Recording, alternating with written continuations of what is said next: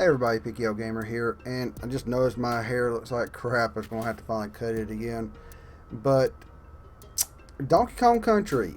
This is another game the family and I have been playing. We've been playing it, the second one a lot. We tried the third one, we don't really like it. Again, I hacked my Super NES Classic to put 2 and 3 on there.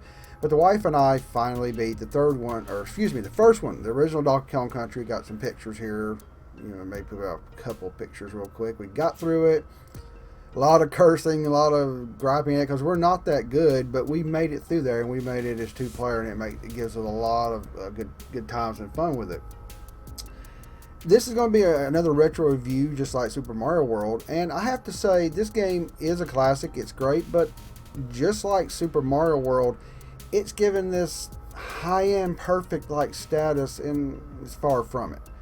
As you may or may not know, Silicon Graphics rendered these images, these 3D models, and then they got it compressed down into really a 2D image sprite that was put on the cartridge. I think Game Historian or other people have put the history out about this. Go look that up. It's amazing what they did with this.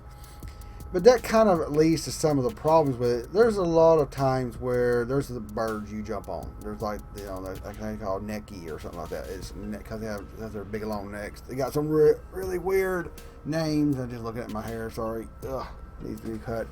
But we've jumped on them or jumped on an enemy, and you get toward the neck, the hitbox doesn't work. There's a lot of that in the game. We've tried to jump on, and there's points where there's lily pads where there's giant, places you can jump on, and one time one of them will jump onto another one. It's not the hit detection is not perfect in this game. Really, it's not that great sometimes. Overall, it's mostly good.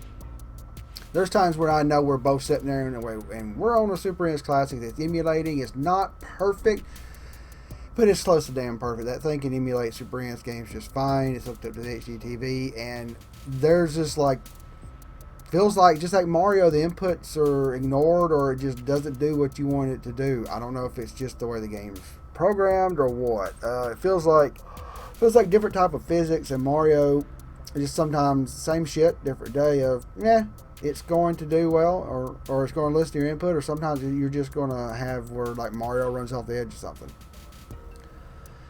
Other than that, really, it's not a bad game. I give it overall like an 8 out of 10. This is not going to be a very long video, but I'm not going to drop it down as low as probably what Super Mario World was, because Super Mario World has a lot of problems with, to me, the controls. A lot of frustration there. Mario World is heralded as one of the best Mario games, and one of the greatest games out there. But to me, it's controls and getting the Yoshi part of it just something that personally I didn't like as much. Donkey Kong Country, I have to give it an 8 out of 10 simply because it's not as bad, but the hit detection and some of the controls are it feels like typical Nintendo bullshit. Back in the day, where it seems responsive, but then suddenly you get to the edge, is like a hit jump, and I mean, I can see my wife hitting the button. She can see me hitting the button. Hear the click. We're sitting there like really going at it with those Super NES controllers, and no response. It seems like, I think, and this is a personal thought, you may or may not agree, a lot of that shit's programmed into the game just as an extra fuck you or challenge. I've always thought that Mario had that. You get toward the edge of some of them. I mean, if it gets to the edge, I think they're simulating, well, you're too close to the edge, you're gonna fall off. But I don't know. The game is good. The graphics are fantastic. The music is amazing. There's some music, especially on the first underwater ones. That's some of the best music. I can just sit there and listen to it all day long. It's amazing music. It's a great game. Wonderful graphics. Pushing the 16-bit era to its limit. Amazing sound. Pretty great. Pretty darn good controls. And some of the physics and hitbox detection are a little wonky, but you may or may not agree with that. But I think it's overall a great game. If you, for some reason, haven't beat it, and we hadn't beat it. I played it a few times at my cousin's house, but I never went and sat down with it and played it all the way through. Get it. Go find you a cart. Go legally get it. I'm not telling you to download it somewhere, but if you want to do that, it's up to you. And play Donkey Kong Country. We're looking at the second and third one. We really don't like the second and third one compared to the first one, but Again, that's just a personal preference. Let me know what you think in the comments below. What was your great memories of Donkey Kong Country? Did you beat it as a kid? Have you beat it as an adult? Or have you never beaten it at all? And this is like, again, I'm 41 years old and finally beat Donkey Kong Country.